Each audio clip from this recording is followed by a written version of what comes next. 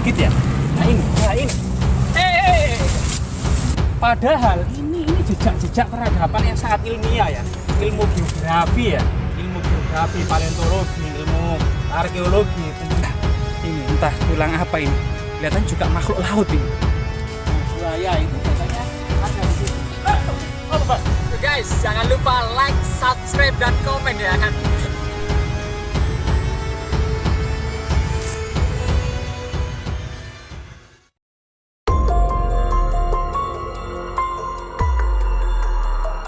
Nah, saat ini kita berada di sebuah bukit kecil dengan tanaman-tanaman lombok. Ya, lomboknya itu seperti ini. Daunnya itu puret-puret ya. Kenapa ya? Daunnya itu puret.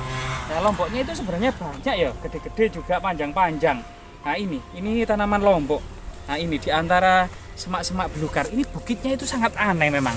Bebatuannya itu putih, bebatuannya itu. Lumayan ya, berbukit-bukit dengan pohon jati, pohon mangga, pohon singkong, pohon nangka, berbagai semak-semak belukar itu banyak di sini. Termasuk bakalan-bakalan bonsai terlihat banyak ini. Seperti apa ya, kemuning, seperti serut itu banyak di area sini ini. Beberapa tanaman beracun juga ada, misalnya jahar manik di situ. Nah, itu juga beberapa tanaman beracun juga banyak di sini. Sebagian masyarakat di sini memang selain kemudian bertani juga beternak kambing ya, mencari daun-daun dari semak-semak belukar. Coba di sini bukitnya ini sangat aneh. Ini berwarna putih batu-batu ini. Nah, ini diduga memang pengangkatan laut ya pada masa purba, pengangkatan laut pada masa purba. Coba kita lihat ya, ini kita coba menek-menek ya, menek-menek dikit ya. Nah ini. Jadi di sini itu adalah jejak-jejak fosil, jejak-jejak batu pengangkatan sedimentasi ya pada masa purba.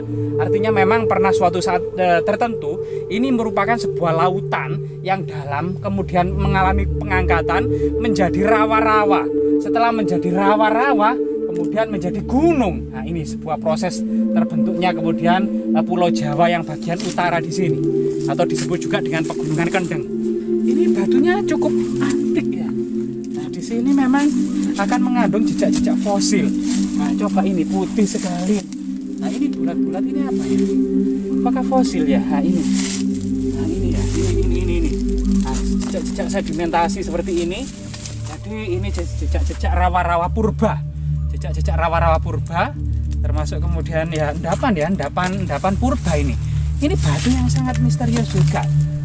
Sebenarnya kenapa juga menjadi pertanyaan besar para peneliti Belanda seperti Eugene Dubois, kemudian juga para peneliti manusia purba, termasuk binatang-binatang purba ya di area sini, baik itu binatang laut maupun rawa-rawa, itu kemudian terhenti saat ini. Sehingga kita saat ini, lokasi yang sangat luar biasa sekali ini, kita tidak pernah menemukan mahasiswa, akademisi, peneliti, atau kemudian epigraf, atau kemudian panteologi ya, tulang-tulang, ilmu-ilmu disiplin, ilmu-ilmu tertentu yang berhubungan dengan manusia purba. Kita sudah tidak mendapati lagi di lokasi ini. Padahal ini jejak-jejak peradaban yang sangat ilmiah ya, ilmu geografi ya, ilmu geografi, paleontologi, ilmu arkeologi tentunya. Ini sangat membutuhkan jejak-jejak peradaban ini. Lah, di atas bukit ini ternyata memang ada makam yang sangat misterius. Jauh dari manapun loh ini. Ini jauh dari kampung loh makam ini. Kenapa ya asal usulnya kemudian menjadi makam? Tentunya zaman dahulu pernah ada sesuatu yang dianggap keramat atau wingit di daerah sini. Coba kita lihat ya. Coba kita lihat. Sebelumnya ini juga banyak ya pohon pisang kelutuk ini. Pisang kelutuk ini juga tumbuh subur gitu ya. Selain kemudian pohon jati, kemudian ada pohon nangka, kelihatannya belum berbuah atau sudah tidak berbuah lagi ya. Ini memang luar biasa sekali memang. Sedimentasi di sini itu sangat luar biasa sekali. Lah, di sini membutuhkan para pakar untuk meneliti sampai kemudian akan menemukan sebuah jejak-jejak manusia purba. Di sebelah sana, kita tahu bahwasanya sekitar 200 meter sebelah kanan itu penuh dengan fosil kerang, sebuah tebing ya, itu kerang-kerang laut itu banyak sekali, Nanti kita lanjutkan ke sana, ya. Sebelah ini 200 meter dari sini, Itu di tebing ini penuh dengan kerang yang luar biasa, fosil-fosil kerang itu. Artinya memang dahulunya memang ini adalah laut ya. Luar biasa ya. Saat ini padahal kita ini berada di Gresik paling ujung selatan. Jadi jauh sekali dengan Gresik pantai sebenarnya gitu ya. Nah, kita coba menelisik ya. Ini ada jalan setapak. Jalan setapak di sini. Tanaman lombok juga cukup banyak gitu ya. Nah ini, coba kita arah ke sana. Apakah juga ada mendapati sebuah jejak-jejak fosil gitu ya, fosil manusia purba atau hewan-hewan laut atau rawa-rawa ya. Hewan-hewan laut seperti memang hiu, kemudian cangkang kerang, ini merupakan fosil laut. Kemudian dilanjutkan beberapa tahun kemudian itu pengangkatannya menjadi rawa-rawa sehingga ditemukan fosil kura-kura air tawar, misalnya apa namanya itu, bulus ya, atau kemudian buaya. Nah, buaya itu biasanya ada di situ. Ya, kita harus hati-hati ya.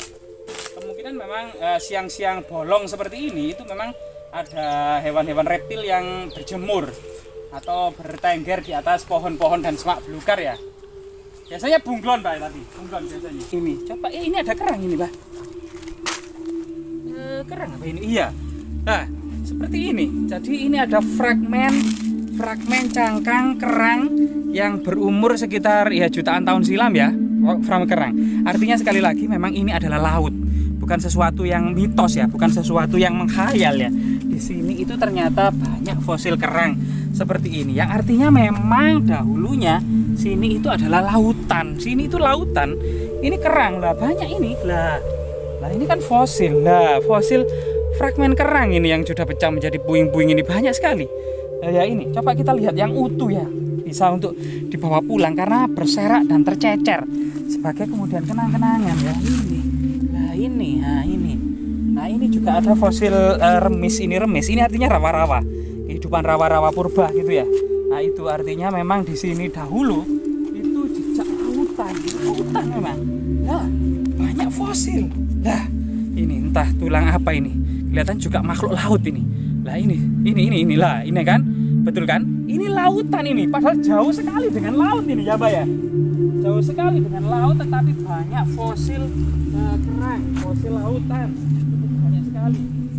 Termasuk kemudian pecahan tembikar, banyak juga pecahan tembikar. Nah, ini pecahan-pecahan tembikar ini artinya memang jejak dahulu memang daerah sini itu sudah ada hunian, termasuk kemudian ini ada apa ya? Keramik Tiongkok apa ini ya? Nah ini. Nah diduga ini jejak hunian. Nah ini bermotif ya ini.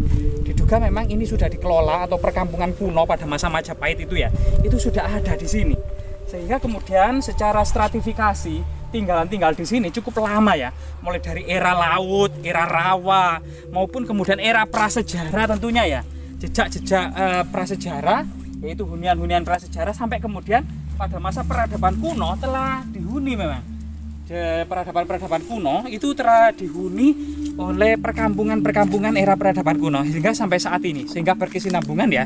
Ternyata masyarakat di sini tuh masyarakat yang sangat tua sekali, mulai dari 1,5 juta tahun yang lalu, yaitu kehidupan purba ini di luar spesies manusia modern ya, yaitu jenis Pite atau Pithecanthropus mojokertensis. Ini diduga punah terakhir itu jenis Pite ini adalah 15.000 sampai 10.000 sebelum Masehi, sekitar bersamaan dengan punahnya